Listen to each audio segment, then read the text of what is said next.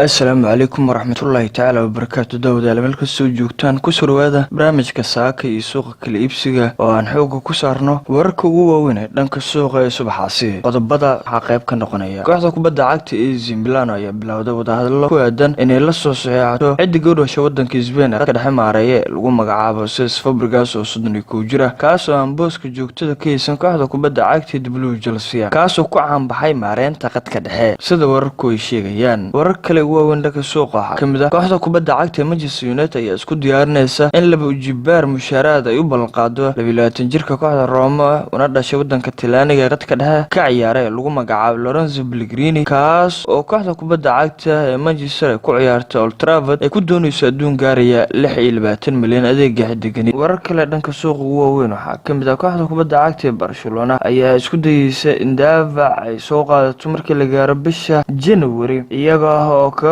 goolay dhibaatooyinka kooxda kubadda cagta Barcelona ka haysta dhanka daafaca iyo dhaawacyada soo gaaray xidiga ugu miisan dhanka daafaca kadib markii kooxda uu dhaawac ka soo gaaray xidiga Francisco Samuel Umtiti kaas oo 25 jir ah warar kale dhanka suuqa waaweyn waxa kamida xidiga Wissam weerar kaga ciyaaray marka Arnautovic oo 29 jir ah ayaanan hoos u dhigeen wararka xanta ku aadan inuu dhaqaaqayo kooxda kubadda cagta lagu magacaabo Manchester United kadib ciyaartii xulkiisa qaranka oo Syria 2 gool ay kaga adkaadeen xulka qaranka ee Northern warar kale waaweyn subaxan waxa kamida xidiga lagu magacaabo Antonio Valencia ayaa doonaya inuu sii joogo Real Premier League dalka England Antonio oo ah kabtanka kooxda kubadda cagta Manchester United ee xilliga ayaa qandaraasku kula jira kooxda kubadda cagta Manchester United waxa ka gaarsan 12 bilood taas oo keenaysa in la geliyo mustaqbalkiisa kooxda Manchester xilli aan u jirin wada hadal ku aadan sidii qandaraas kooxda uu kordhin lahaa warar kale ugu weyn ka suuqa waxa kamida xidiga lagu magacaabo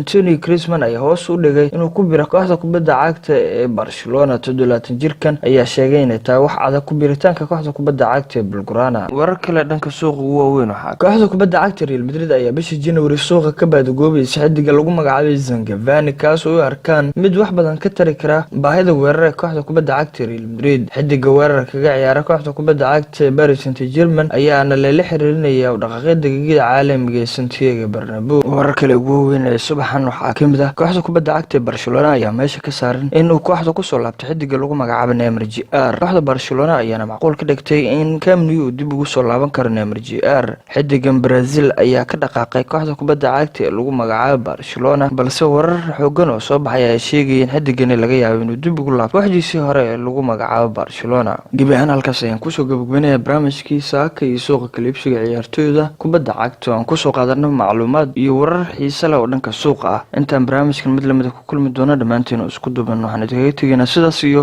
nabadgelyo